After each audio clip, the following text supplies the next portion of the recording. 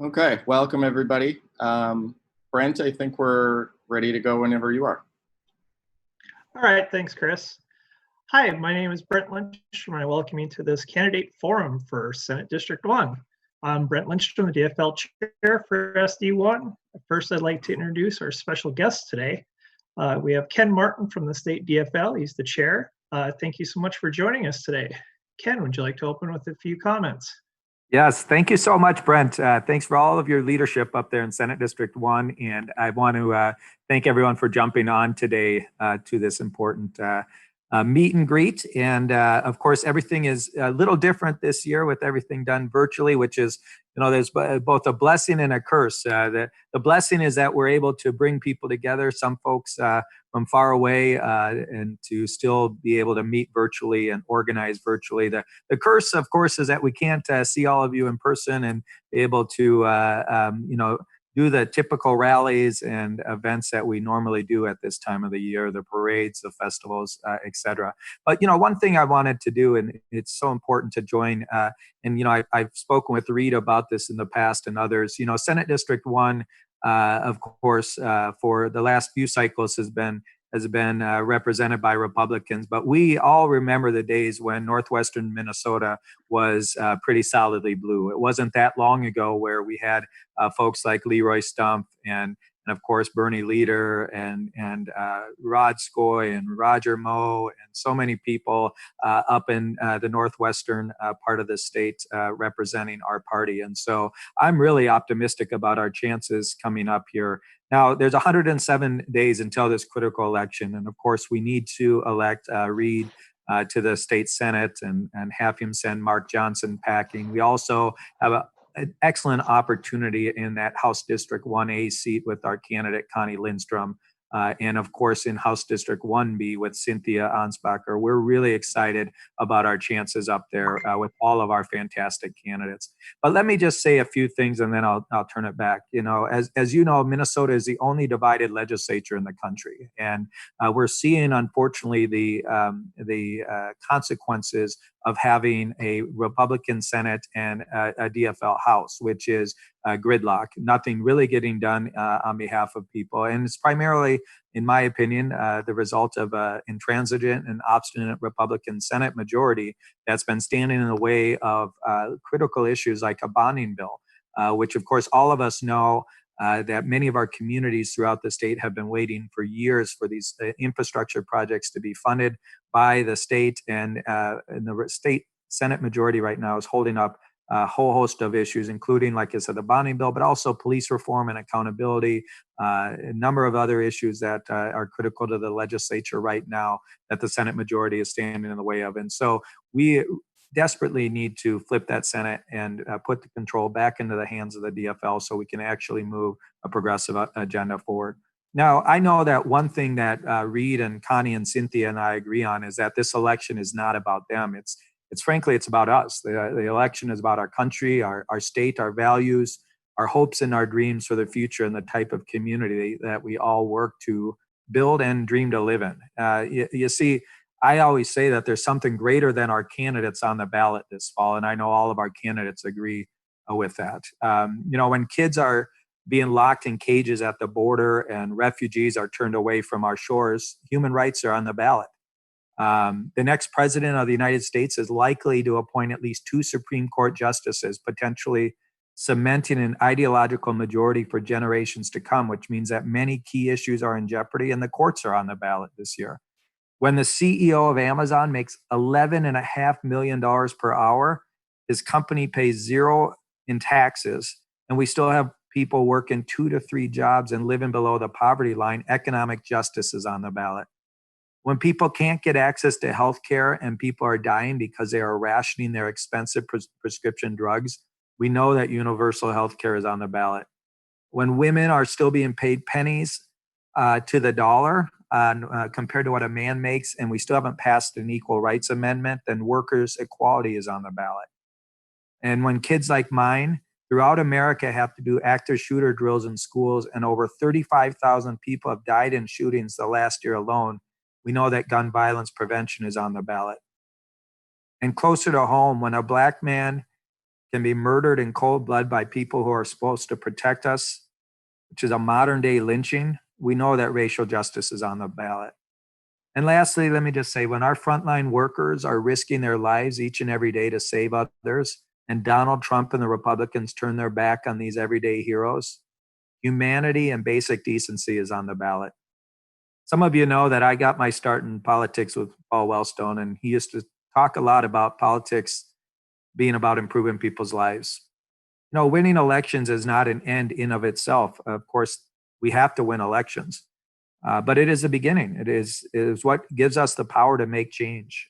Getting people elected who share our values to office is what we do at the DFL, but not for the sake of winning. And oftentimes people get caught up in the sport of campaigns and elections, and they forget what all of this means. So now is our time, DFLers. We have 107 days until this critical election. And you've heard me say this before, but there's 3 commodities in campaigns. It's time, it's people, and it's money. We can always raise a few more bucks. We can always find a few more people, but we can't get time back. And so I would just say, and as Paul used to say, if we don't fight hard enough for the things we stand for, at some point we have to recognize that we don't really stand for them.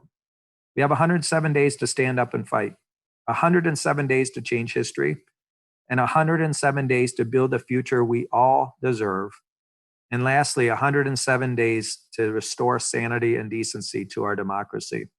So I thank you for all that you have done, all you will do in the next 107 days to help these great candidates win. And I'm very confident and optimistic about our chances in northern Minnesota and northwestern Minnesota. We've got great candidates up there who've been working extremely hard. And with all of your help and support for these wonderful candidates, we're going to have a blue part of northwestern Minnesota again. So thank you so much. I'm happy to take questions, stay on the phone, whatever you want me to do, Brent. All right. Does anybody have anything for Ken? All right. Well, thank you very much, Ken. I really appreciate you coming on here today. I know last year we talked about you actually visiting before all this sickness came in, and we just weren't able to connect, but we'll definitely look into doing that again once everybody gets vaccinated. Moving along then, I'd like to introduce our 3 candidates that are taking part today. And a reminder, they all have an important fundraiser goal coming up today. Basically, they have to, by tomorrow, they have to meet their public subsidy qualifications. So check out their social media sites and their websites, and please make a donation to their campaign. First of all, we'll look at the bigger picture here of Senate District 1. We have Reed Perkins from East Grand Forks. For House District 1 Alpha is Connie Lindstrom in Hallock, Minnesota. And in District 1 Bravo is Cynthia Onsbacher from Crookston. So last introduction here is Chris Grieb from the DFL. He's going to moderate this. So I kick it over to you, Chris. Hi. Well, I think our candidates each have some opening comments. So I think we'll start with Reed here. Sure. Good afternoon, everybody. Thank you for taking a bit of your time this weekend to come and sit down with us and talk about the future of Northwest Minnesota. As an introduction about me, I was born and raised here, spent the first 18 years of my life, went away for college to get a bachelor's in biology, and then fell in love with an amazing woman who was active duty Air Force, so moved around a little bit, but we got the opportunity to come back to Minnesota. She's now stationed at Grand Forks Air Force Base, which is great because we wanted to raise our daughters back in Minnesota. We thought we were gonna have to wait until the end of her contract, but now we're back, which is great both for our family. It's great for our daughter's grandparents who are thrilled they don't have to hop on planes to come see their kids anymore. And by and large, I'm really excited because especially in moving around the country, I got a chance to see how great Minnesota prepared me for life. I mean, I'm a product of Minnesota Public Schools, K through 12, ISD 196 down south of the cities. And getting back, my first thought was, how can I give back to this state that so clearly gave me so much? And part of that is, as Ken Martin said, addressing some of the gridlock that's preventing some of the policies that will help all of Minnesota from getting through. So as Ken Martin talked about Wellstone here. Let me see if I can adjust my camera. I've got my Wellstone sign there above my desk to remind me. And yeah, the goal was, all right, let's get out, let's talk to people, let's find out what people need. And the more people I talked to up here, the more I heard there were three things that really almost everything else came back to: healthcare, childcare, and ag policy. And those are the three things that I've talked to people across this corner of the state. Those are the things people want to talk about. Those are so since that's what people want to hear, that's what I'm running on. I'm going to keep talking to as many people as I can. Over the last 2 weeks, I've made 1,000 phone calls around the district, and I'm going to keep that up and working hard to listen to every voice, make certain that everybody is included in these conversations, and that we're ready, and that I'm ready to use my science background to take a data-backed and a data-driven approach to improving the lives of people here in Northwest Minnesota.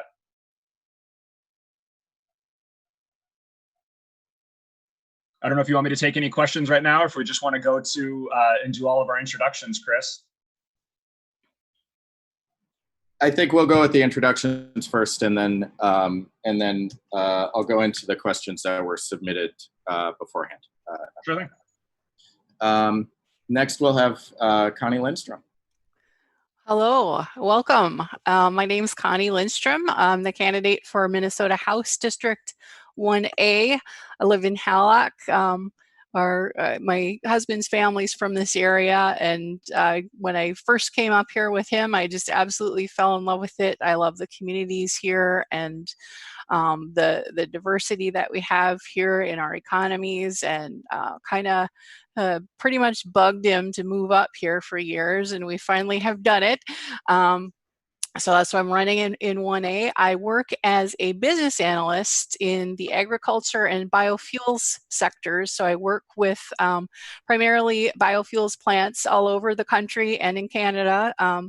So I have a master's degree in business administration with a concentration in government and policy. So with a background like that, you might imagine my primary focus as a legislator is on developing policies that will promote and encourage economic stability and growth for the communities in our district.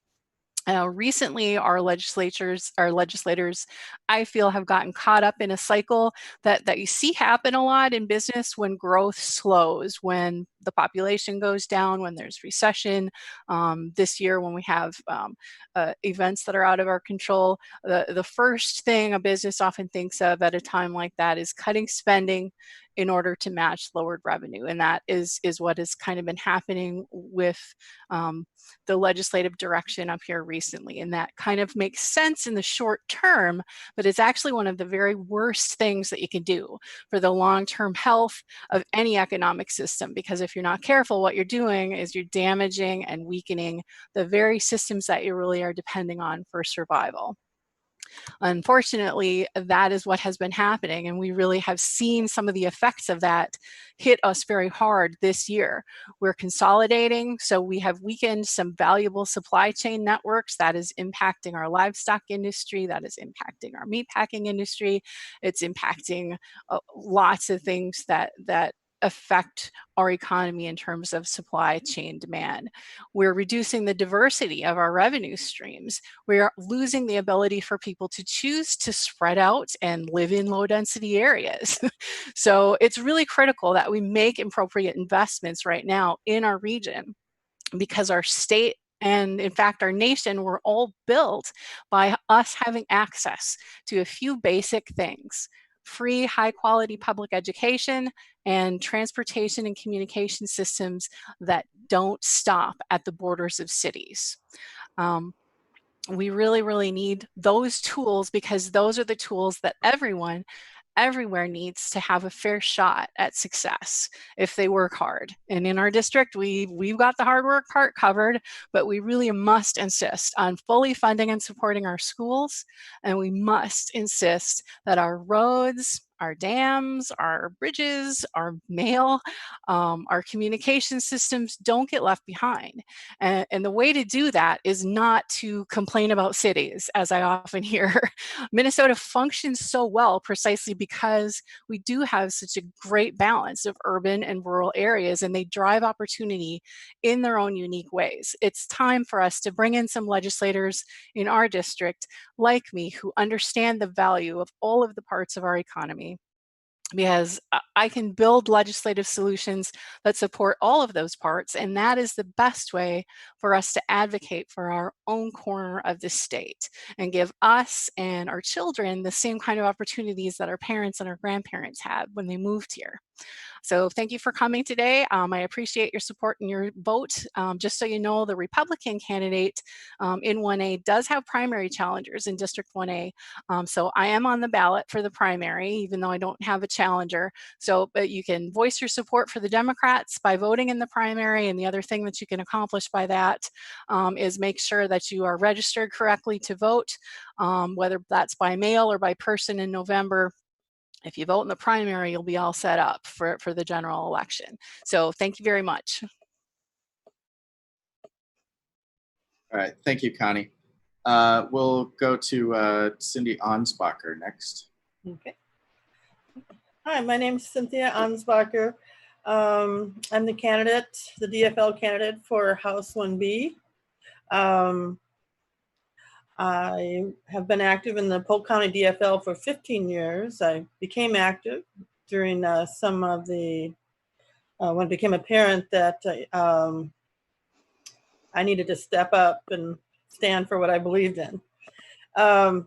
So I was started in the caucuses, became an alternate, then became a delegate, and then showed up at meetings, and the secretary stepped out and I was appointed unit secretary.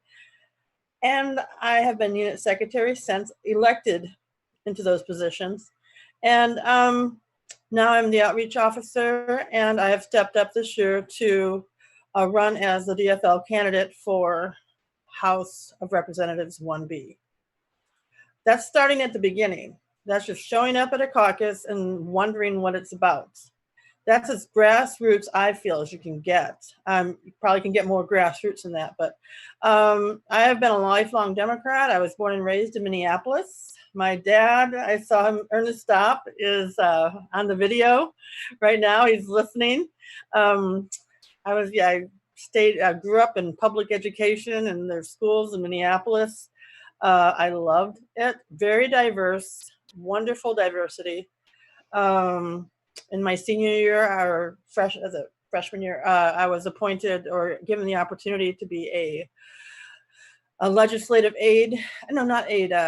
Page in the Capitol with the House of Representatives, and I worked with a Representative Ken Nelson for a little while, and that was an incredible experience. After that, I went to Finland for 1 year as a foreign exchange student through the American Field Service. And that experience was wonderful, enlightening as to what it means to be an American, what America might mean to other countries, and what we see as great, maybe other places don't, and what we don't see as great, other places do. So there's things going on that, well, I mean, in Finland, they all wanted to be Elvis. But of course, Elvis is great, so it's okay.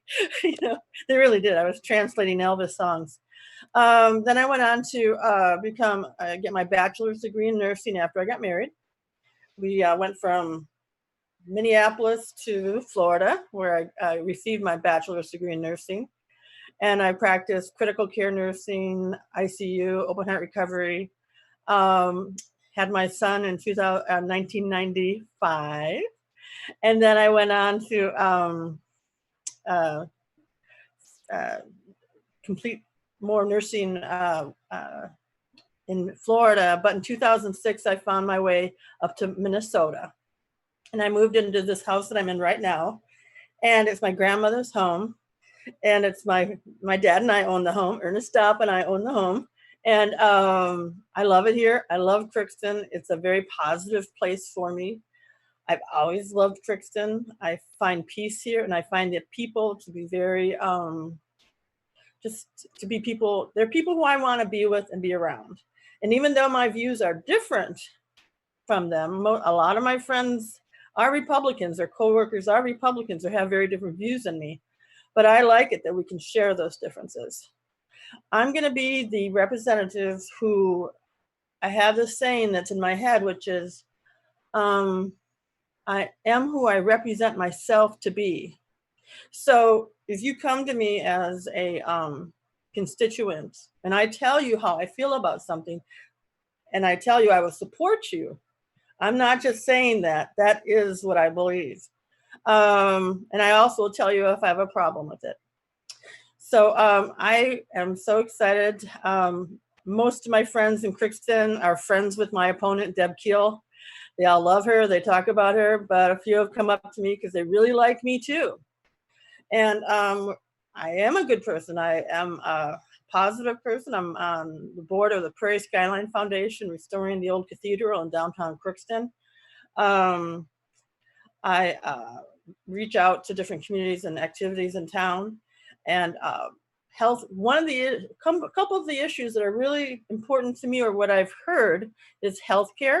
And as a nurse, retired nurse, I feel very comfortable talking about healthcare. One of the things that spurred me into becoming a representative or choosing to run in this position was during COVID, realizing I have a lot to offer. I understand the language that's being spoken, and I feel that I can positively represent the situation. Then when the murder of George Floyd happened, I once again was like, that's my zone. Where that happened is my peeps, you know, those are my people. These are my situations that I'm familiar with. And I would feel very comfortable representing diversity in my community, supporting diversity in my community, and taking up issues that other people might find uncomfortable. I will do that. I might feel uncomfortable when I do it, but I will do that.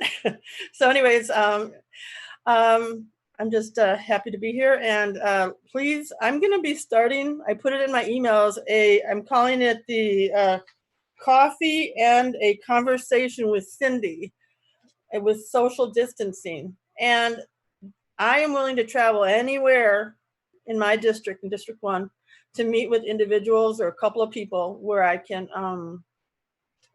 we'll just set up a time where we can just meet and talk and find out what's important to you. So thank you very much. Great. Thanks, Cindy. So we've had some questions submitted ahead of time from constituents. So I think I'm going to unmute all of our candidates here, and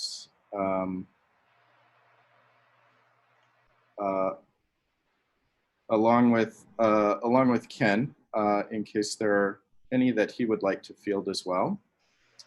And the first one, can you discuss how we could, our response to the COVID-19 pandemic and the current discussion of the use of masks in public?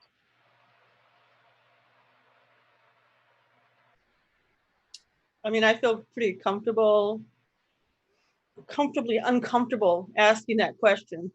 The first thing that, when COVID started, is that, anyways, the first thing that came to mind when COVID started, when you first even heard it happening in China, is these things evolve and happen so faster than science can give the answers at that exact moment. It takes time to get the data. It takes time to create a vaccine. It takes time to create the reinforcements that the public needs. And we are living in a world where the public wants that safety net now. They don't want to hear that there aren't any masks because we didn't know we needed them, or there isn't a vaccine because who knew? You know, they want to hear, where is it? I need it, and I need it now. I did like and listen to Governor Walz's daily releases each day when he would go through his dashboard and talk about in simple terms, what was happening and what needed to be done. And I think that was a really good idea to help the everyday person have something that they could turn to, especially feeling maybe, I don't know if they were feeling this way, but I think some people were feeling frightened, scared, alone. Why this? And I think his dashboard still helps with that. I think people's, with our technology that it's all about now, I don't think as a society we want to hear that this will take 2 years. And the first thing I thought of when it started was 2 years. You know, I started making masks and handing them out to my coworkers and everybody I knew, and I said, hold on to this, and, you know, might need this flannel one for the fall. And they're like, fall. So I mean, yeah, it's a tough topic. Anybody else? Yeah, I'll Sure. jump in, Cindy. I think it's unfortunate that this has kind of become a partisan political issue because it's a public health issue. And so I think the best thing that we can do as leaders in our communities or the state is to model the behavior that is recommended to us by public health officials, which is to wear a mask. And when you know, I find when we are out in the community, if you put yours on, other people start putting theirs on too. People want to do the right thing. Like everybody, whether regardless of partisan affiliation, cares about their family. And so kind of just modeling good behavior can go a long ways toward making sure that we're all doing the right thing so that we can open our schools, so that we can have our businesses remain open.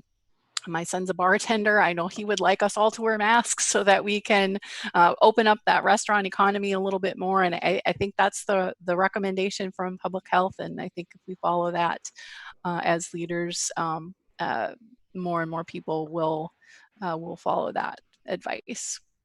Well said. Yeah, and particularly you talking about if we wore masks, we could open up bars again much sooner. And it's one of the things that, as this has unfortunately become more political than something this grounded in science should be, everybody wants to open up again. Like that's obviously the ideal. And the way we get back to that is to be wearing masks now. And it's one of the things that surprised me is the people who seem to be loudest about we need to open now are not the people modeling mask usage.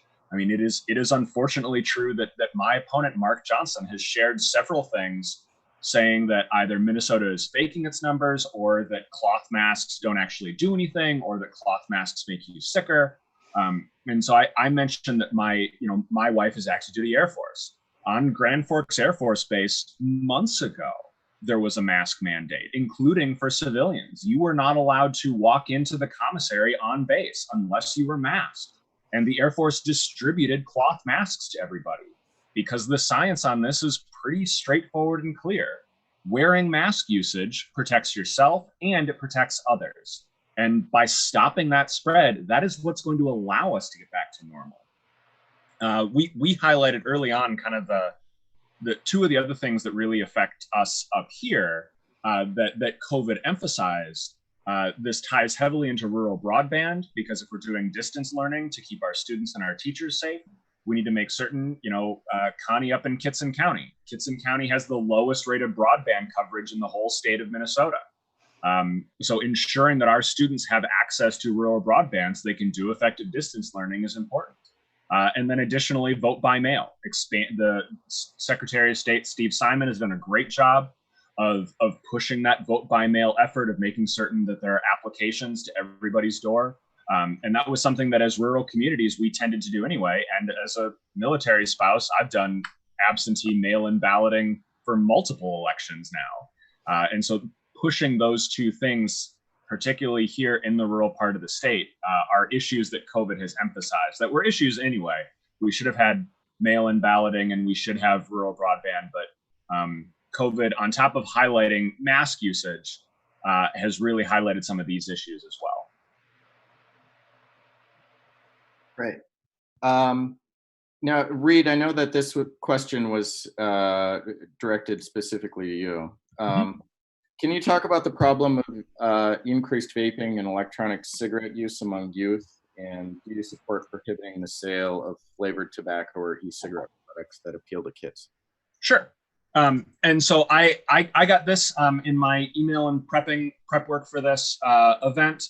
And so I went and looked up some of the numbers about specifically e-cigarette usage. And yeah, as opposed to all other forms of tobacco usage have been declining in Minnesota. E-cigarette usage has seen a pretty sharp uptick. The number I found said that as of 2017, 37.7% of high school students of Minnesota have tried an e-cigarette at least once. And that's much higher than standard cigarettes at this point. And I particularly liked getting this question because e-cigarettes are relatively new, and too often our laws trail kind of innovations. And so making certain that we're on top of things like this is important. And taking some of the approach that we used in the past. We know that when cigarettes were growing in popularity, that we banned the use of advertising mascots like Joe Camel to ensure that we weren't advertising to children, and making certain that some of these things like flavors that, I mean, you're not advertising cotton candy flavorings to get the 50-year-old railroad worker who wants something at the end of the day.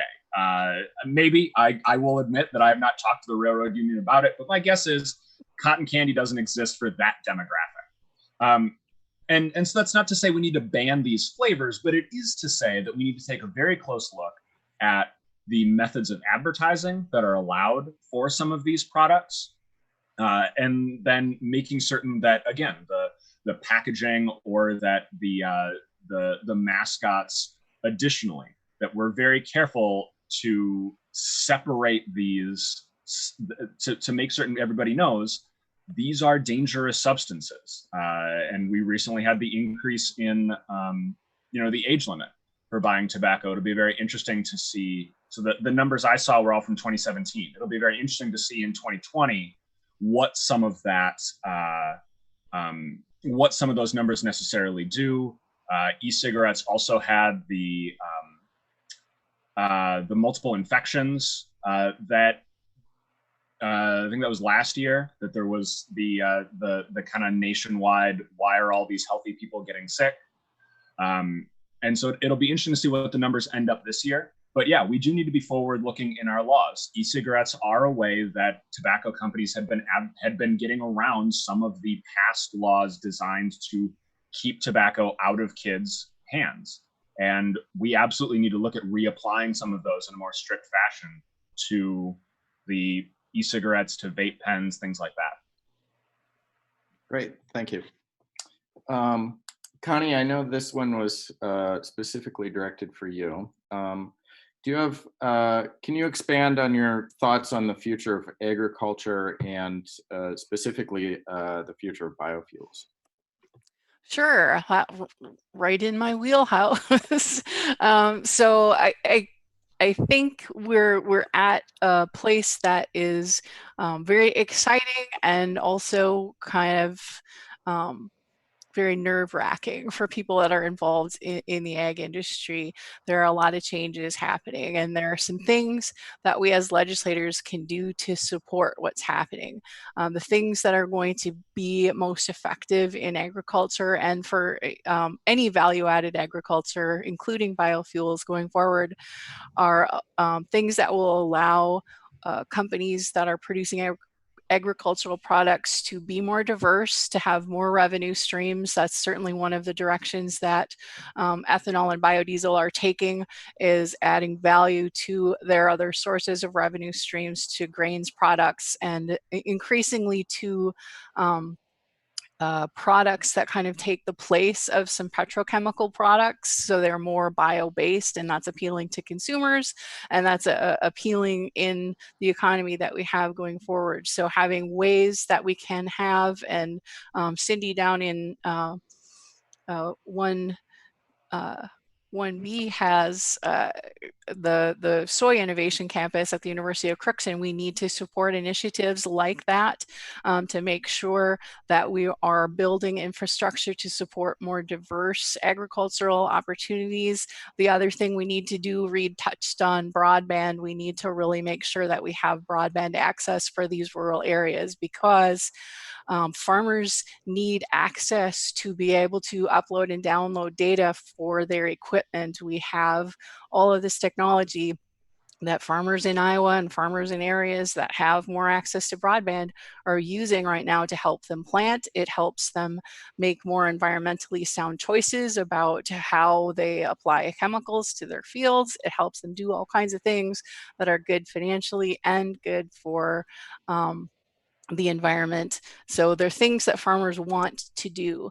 And if we give them the support structure that they need via having access to rural broadband, that will help them to do that.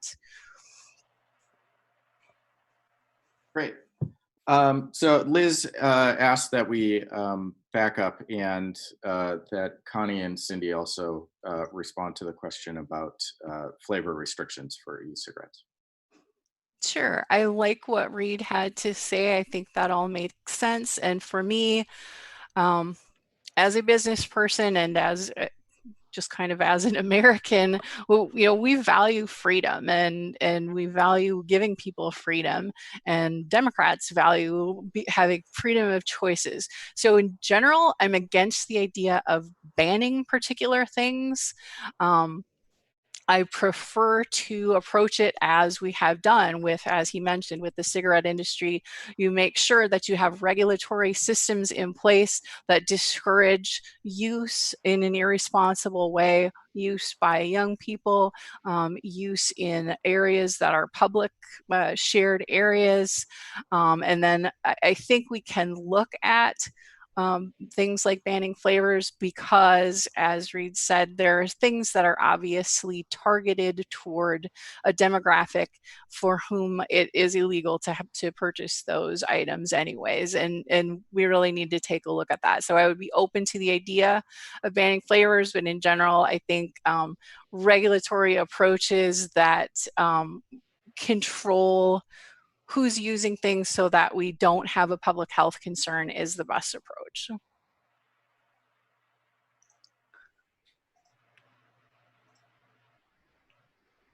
Okay, Cindy. Okay, great. Yeah, I mean, I've been in those e-shops a few times, and they're definitely, what do you call it, designer. Everything is designer in there. So the vape machines are super duper cool designer. The flavors are super duper cool designer. And but I agree with Connie. We don't want to ban things just because we don't like the way they look or taste. But the safe, if like cigarette smoke, we know is dangerous for your health and can kill you, pretty much, yeah. And same with anything, alcohol also dangerous and can kill you. So we have warnings and things and some, cautions and age limits for purchasing because of the safety hazard. And so with vaping, as far as COVID-19, that also popped up as an issue because I don't know what the percentage. Oh, you're going to do it, Connie? Oh, sorry. I'm not sure what the percentage was, but I was aware that vapors were succumbing early on. There were reports that they were succumbing to COVID more often than other people. But from my pure healthcare perspective, that would just make sense for anybody inhaling particles into their lungs and causing their lungs damage and then getting exposed to an organism that also causes damage. If you have healthy lungs, you have a head start. So I just, as a healthcare practitioner, promote anything that would promote a healthy living and healthy practices and keep our people out of hospitals and clinics and just being able to enjoy their everyday life. I think a lot of people don't know how dangerous those things are for them. Thank you. So this one, this came from the chat, but has also been addressed by email. So how do you see education moving forward right now with COVID? So for our public schools. I'll just, Connie and Reed are so well versed, and I'm really proud of the answers that they're giving, by the way, because they're so strong as partners in this group. Education in Crookston, and the people I've spoken with and the families and the kids, you know, it varies, not from the educator perspective, because that's different, but from the consumer perspective, a lot of times they want to go back to school. Other times they're just terrified. You know, these spikes in these other states, Florida, Arizona, and Texas, I think have created a lot more concern than there was before. So I'm hearing right now that people don't want to go back, and then they're dealing with orders saying everybody has to go back. And I personally feel I support the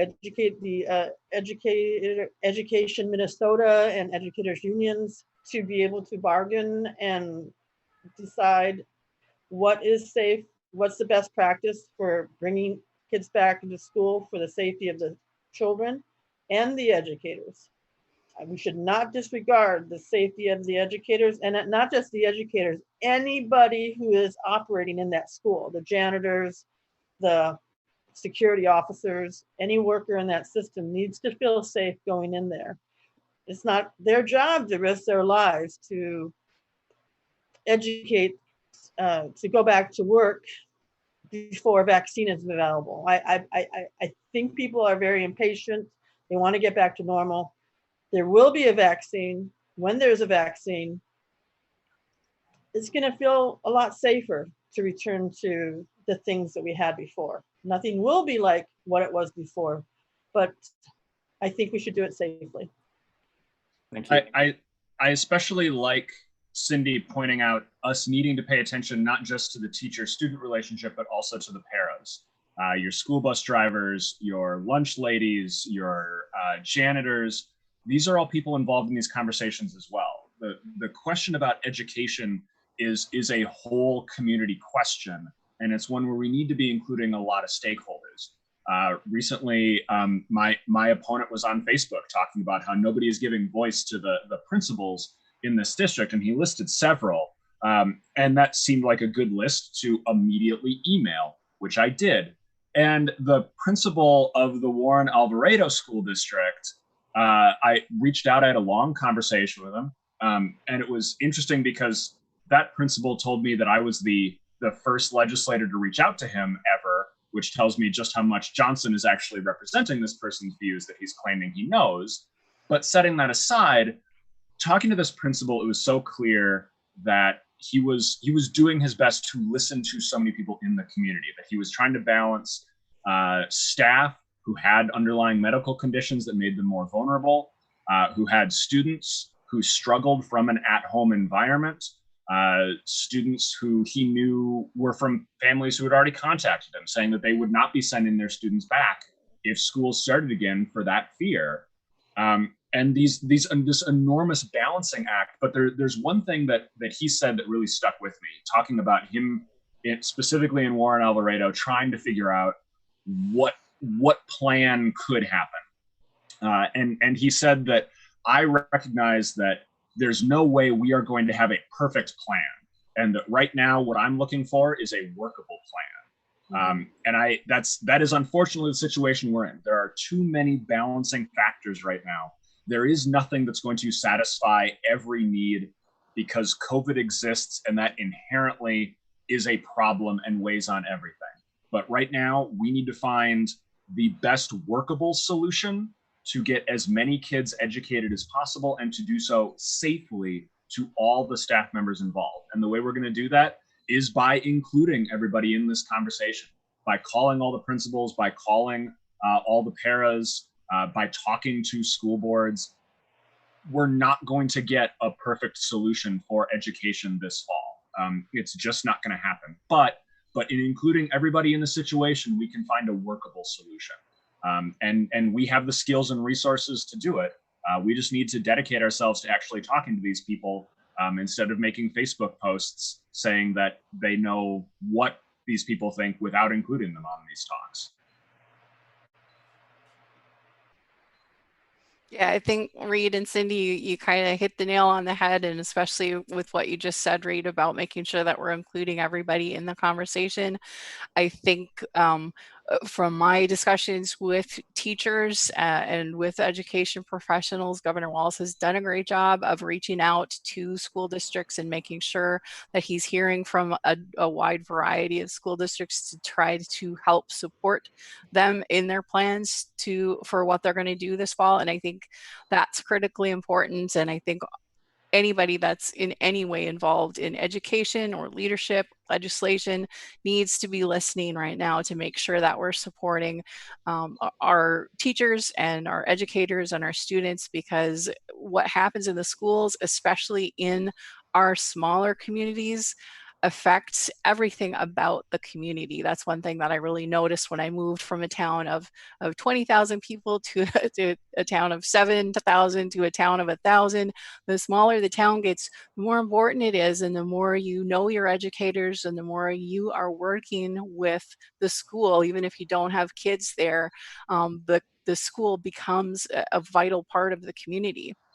And we saw that this fall, the whole town was turning out to try to find ways to make sure that, that the kids could celebrate graduation and that they were able to get their lunches. And we need to just make sure that we're listening in a way that we are able to pass that up the chain and support from a legislative perspective anything that our schools are telling us that they need. Great, thank you. So we just have time for brief answers on one last question, and then I think we'll, after that, we'll ask Ken to maybe make a short statement to send us out. I think we'll start with Reed. What needs to be done to manage the high cost of life-saving medicine like naloxone and insulin? And what will you do as a future legislator to prevent price gouging for new vaccines and treatment for COVID-19, among others? The price of healthcare in this country is unacceptable. As long as I have been alive, I can remember stories of Minnesotan seniors getting on buses from all over the state to cross the border up to Canada to buy their drugs and then come back. That even from the southern part of the state, it is cheaper for seniors to charter a bus and go to Canada and buy their drugs there than it is to just buy their drugs in the United States. That's unacceptable. It absolutely is. And I use seniors as an example, but look, the Alex Smith insulin bill was not named for a senior. It was named for somebody in their 20s who had to ration their insulin because of the cost of that drug. The way to do it is the way that Canada keeps their costs down. You have a robust single-payer healthcare system. Whether we call it Medicare for all, like the title for it is not as important to me. It's that we look at other countries that do it cheaper. I'm not all about reinventing the wheel. We can copy off our neighbors' notes. In this case, the United States spends more per person on healthcare than any other country in the world, by a wide margin. We don't need to invent a brand new system. We can look at what Canada's doing that's doing it correctly. I know the Minnesota Health Plan exists in its current form, having taken a lot of its cues from some of the transitions that countries in Southeast Asia did. Thailand, if I'm remembering correctly, although that might be wrong. But the Minnesota Health Plan, again, used existing systems that lower the cost of drugs. We can use those systems to achieve the same results and stop passing off our problems and the needs of our seniors to our northern neighbors. We need to be taking care of our elders in our own community, and again, taking care of everybody who needs insulin. It being a problem for seniors is certainly a very real thing, but everybody takes prescription drugs. This isn't only a special case for our seniors. It's something that affects everybody, and it's something that we know the answers exist to. We know there are places that do it for cheaper. we can use their methodologies to do it, and I think we should. As far as COVID in general, yeah, look, as a science teacher, I have taught the polio vaccine, and Jonas Salk giving away his vaccine for free.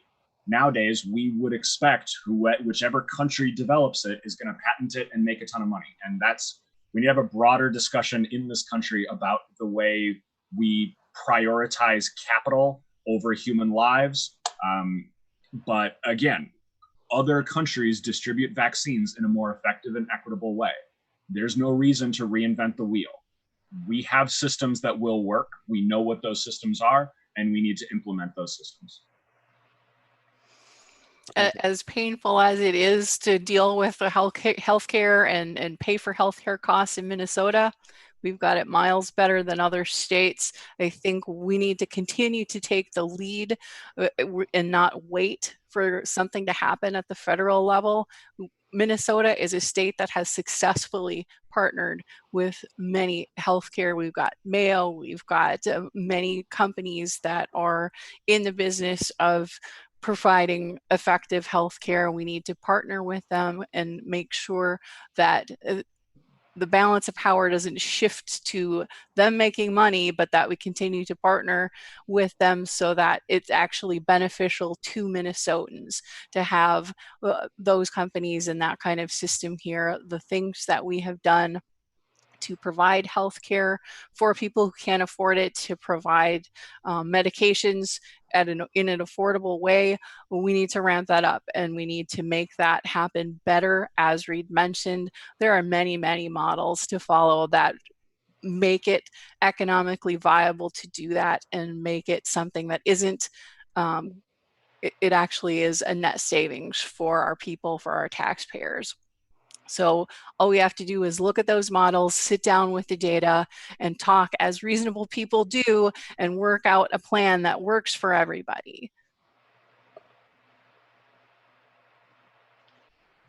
All right. So yes, I'm for single payer healthcare. As a nurse, I've cared for a person who could have gotten an abscess fixed, but because she was Black and had no insurance, both applied. She coded instead in the field, and we spent thousands of dollars keeping her brain dead body alive. So that's an example of how the taxpayers still pay for that. We still pay for that. It just, we get to say, well, we don't want to support their health care because we don't want to do that. But at the same time, whether we want to or not, we're paying for them to be intubated, fully sedated, on many drips, kept in a system that's probably about $10,000 a day until, things happen. I don't know how much her bill was, but I'm pretty sure it was way more than a few doses of antibiotics and some oral care. Part of single payer as a healthcare retired nurse, part of single payer for me would not be to separate the mouth from the foot, from the eyes, from the body. I think we should be willing to care. The reason she couldn't be seen in the hospital also is because they don't do dental work. They don't do that. She was, sent away, and dentists won't take you without insurance. So I think we need to treat the whole body together and as a single unit, single payer, and I would vote for that. I'm also aware my opponent, Deb Keel, on April 15th this year, did not vote. She voted against the what was the name? The Insulin Act, which was called the Alex Smith Affordability Act.